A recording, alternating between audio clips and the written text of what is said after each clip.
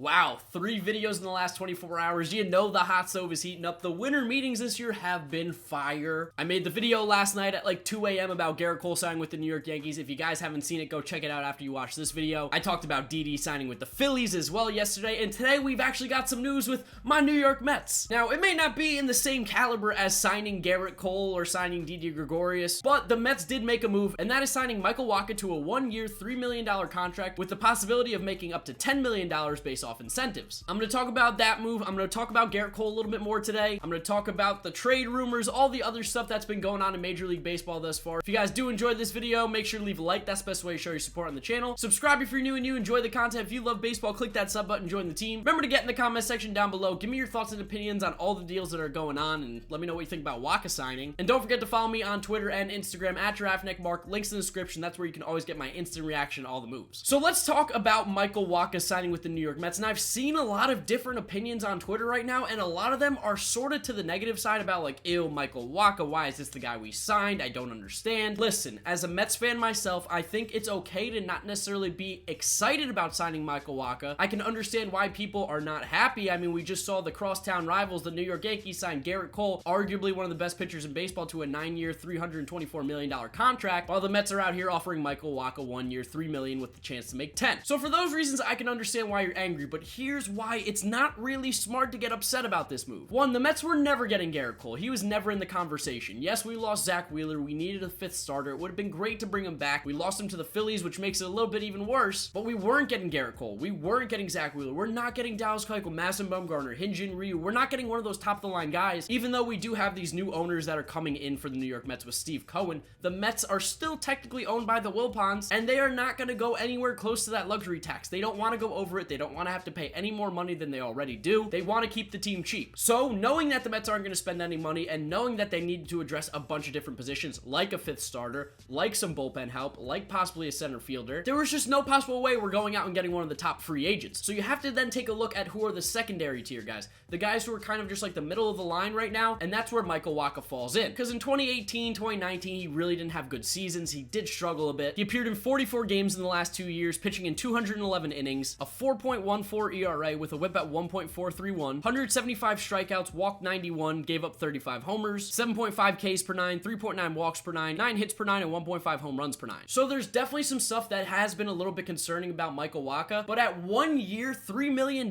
it doesn't matter. Even if he hits all the top incentives, which by the way would be a good thing for the Mets, if he's hitting all the incentives to get up to $10 million, that means he's probably going to be healthy and make a lot of starts this season. That means he's probably pitching well in those starts if he's making that many and being able to hit those incentives. Him hitting that 10 million mark would be a great thing for the Mets. That means that he is pitching at a much better level than they expected. That would be fantastic. I hope and pray he hits the $10 million incentives. I want him to be successful. I obviously want the Mets to be great. He hasn't been that strong the last couple years. I mean, I just read you out his stats, I know. The concerning thing is that the strikeouts are down, the walks are up, the hits are up, and the home runs are up. Now, with the home runs, everybody's giving up home runs nowadays, but when you're walking guys and you're giving up a lot of hits, that's where it can be a problem. But the thing is that in the past, Michael Wacha has been a much better pitcher than we've seen the last 2 years. He's had injuries. I think he just kind of had a bit of a falling out in St. Louis. Sometimes you need to change of scenery. This could be a good change for him. I don't see him, blowing up and becoming the next Gerrit Cole kind of guy needing that change of scenery. But I think Michael Wacha can at least go back to the old ways that he was with St. Louis early on in his career, when he was considered as one of the better young pitchers in the game. I mean, the guy's only 28 years old right now. We have given contracts for way more money to way older players who are way worse than Michael Wacha. I personally really like this move. I think Michael Wacha is going to end up being a great signing for the New York Mets, especially at the price point, $3 million, and at most 10.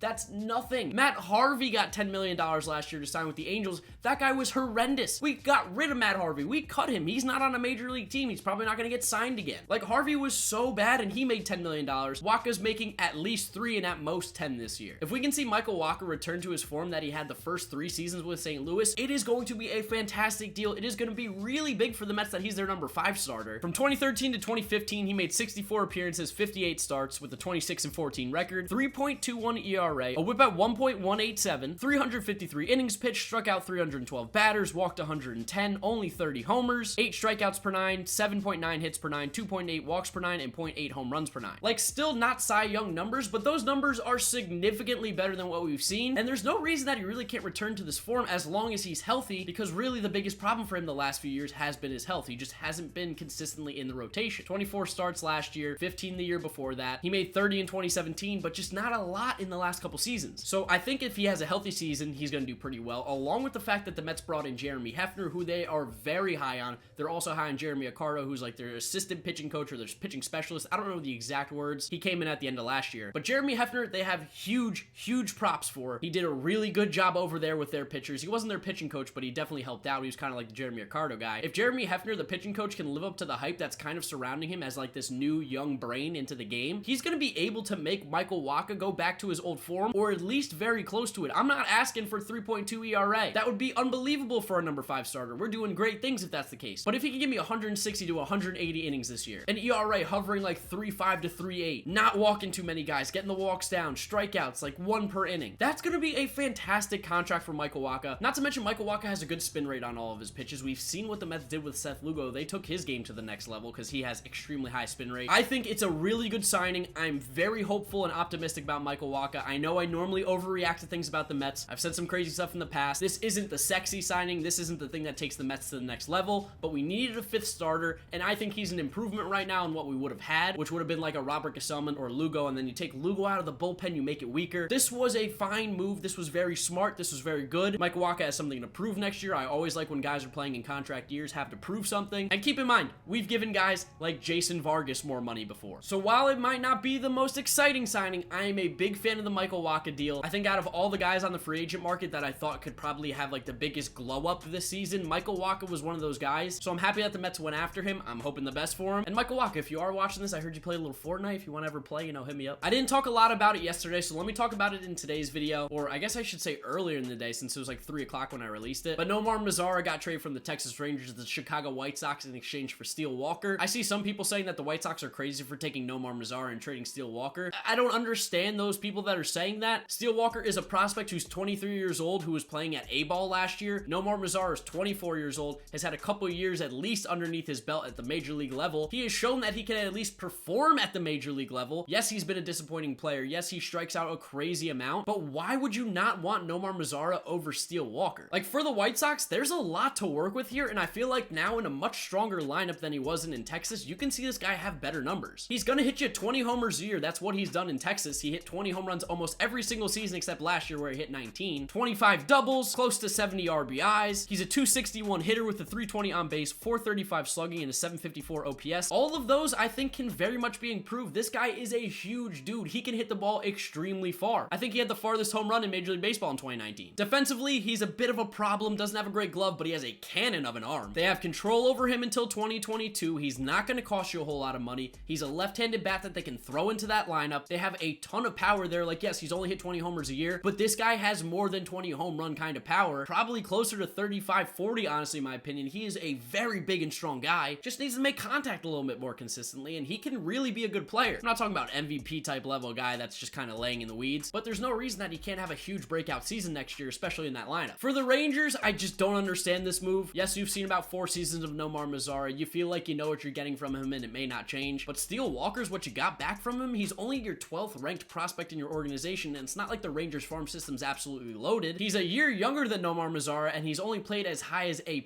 ball. Like, there's no reason why I don't think Steele Walker is not going to be a very good Major League Baseball player. It's just like, I don't know, it felt like a weird move here. It seemed like a no-brainer for the White Sox and a bit of a head-scratcher for the Rangers. Maybe it's because I have a little bit higher expectations for Nomar Mazara and I'm waiting for him to break out, but I guess the Rangers felt like they were done. It was time to move on. Why not do a flip-flop, and maybe in a couple years Steele Walker can come up and be very productive. Okay, here we go. We got some breaking news here that I just saw come out from Ben Nicholson Smith. Tanner Roark has signed a deal with the Toronto Blue Jays, which, by the way, if you go back and look at my bold predictions for the winter meetings, I said the Blue Jays might sign Tanner Roark. He was one of the guys that I listed in there as the pitchers that they go after. Ding, ding, ding, ding, ding. Mark was right. One of the few times I'm right, but I was right. I'm going to take it. I actually really like that signing by the Toronto Blue Jays. Tanner Roark is a guy who's going to eat innings for you. He's going to pitch very consistently. Not going to be a front line end of the starter, but for the Blue Jays who have little to no pitching already, he adds a lot of consistency. He's an arm that's going to pitch for you every single 5 days, and he has had some good spurts in Major League Baseball where you're like, okay, he's a pretty solid pitcher. He's consistent. He's gonna go out there and eat innings for you, and for the Toronto Blue Jays, they just need a guy like that. I really have no problem with this deal. I'm excited to see what the actual details are gonna be, because right now it's just breaking news, but I'd imagine it's probably gonna be right around 1 year, $10 million. I don't know if he gets a multi-year deal with them. We actually got the details for Tanner Roark's deal. It's gonna be 2 years, $24 million. It's a little more money than I'd like to spend, but the Blue Jays kind of have to do that with all the taxes and what they do to players' salaries out there in Canada. I would have thought 2 years for 24 million is only $4 million more than what I would expect. I actually still like the move. I think it's perfectly fine. And then we also got big news about what team Blake Treinen is going to sign with, and that's going to be the Los Angeles Dodgers, a 1 year, $10 million deal. We know last year in 2019, he struggled mightily with the Oakland A's after having an unreal video game-like season in 2018. He just looked terrible last year. He was battling injuries. He lost his closer role, so they got rid of him this year. They didn't tender him. I think it's a fantastic signing by the Los Angeles Dodgers. $10 million, again, really not a lot of money for them. They lost out on Garrett Cole, so now they can put that money elsewhere. They might be trading for Francisco Lindor. I've heard maybe Madison Bumgarner's coming, Arenado rumors, Anthony Rendon rumors. There's a lot going on with the Dodgers, but Blake Treinen automatically improves their bullpen. If he can be even half as good as he was in 2018 and just a little better than he was in 2019, he's going to make an improvement to that bullpen and that team. So Blake Treinen to the Dodgers, fantastic signing. The dude's got some of the nastiest stuff in the game. So yeah, those are pretty much all the moves that we've seen as of today, as of right now. Again, I'm fully expecting probably to make another 2 a.m. video tonight, because that just feels like what these winter meetings are going to do to me. Anthony Rendon tonight, maybe. I mean, I called it with Garrett Cole. Is it time for Anthony Rendon to sign with the Rangers tonight? But regardless, I'd love to know what you guys think about all these moves down in the comment section below. If you're a Mets fan, or if you're not a Mets fan, do you think Michael Wacha is going to end up being a good signing, or do you think that's just going to be a waste of money? I personally think it's going to be good. Remember to leave a like on the video if you did enjoy it. That's the best way to show your support, as well as subscribe to the channel if you're new and you enjoy the content. Make sure you follow me on Twitter and Instagram at GiraffeNeckMarc. Links in the description. Always talking baseball over there. And I'm going to wrap up today's video right there. You guys know the drill. YouTube recommends you watch this video right here, as well as this is my most recent upload. So click through those if you have not yet seen them. Thank you so much for watching, and I'll catch you guys all tomorrow for another video. Bye.